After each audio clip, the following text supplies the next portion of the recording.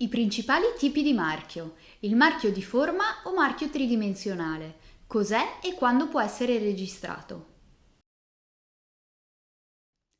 Il marchio di forma è costituito da una forma tridimensionale e può comprendere il contenitore del prodotto, l'imballaggio del prodotto o il prodotto stesso nel suo aspetto esteriore. Un noto esempio di marchio di forma regolarmente registrato è la bottiglietta di vetro della Coca-Cola. Non sempre è possibile registrare la forma di prodotto come marchio tridimensionale.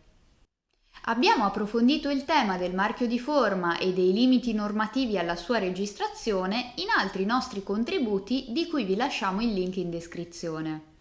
In questa sede ci limitiamo a ribadire che non sono registrabili come marchio le cosiddette forme funzionali, ossia quelle forme che permettono di raggiungere uno specifico risultato tecnico. Infatti, tali forme possono essere tutelate attraverso il brevetto di invenzione o di modello di utilità, strumenti che, a differenza del marchio, permettono al titolare di acquisire un monopolio limitato nel tempo, ossia 20 anni per le invenzioni, 10 anni per i modelli di utilità. Ad esempio, la Nespresso, scaduto il brevetto di invenzione sulle proprie capsule del caffè, con l'auspicio di ottenere una tutela a tempo indeterminato sul proprio prodotto, ha tentato di sottoporre le stesse capsule a registrazione come marchio di forma. Tuttavia, l'Ufficio Marchi e Brevetti ha rigettato tale richiesta proprio perché trattasi di forma funzionale a ottenere un determinato risultato tecnico. Allo stesso modo, non sono registrabili come marchio tridimensionale nemmeno le forme che danno un valore sostanziale al prodotto, ossia che lo rendono particolarmente appetibile sotto il profilo estetico.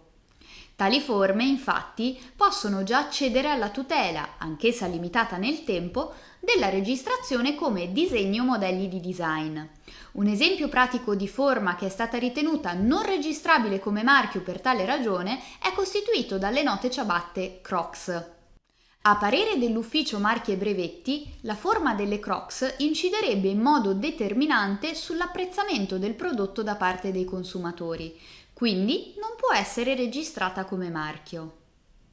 È possibile registrare come marchio di forma anche una rappresentazione bidimensionale costituita da disegni e motivi riprodotti o ripetuti sulla superficie esterna del prodotto, come ad esempio il disegno a quadrati dei tessuti Burberry, oppure il noto disegno impresso su borse e valigie di Louis Vuitton.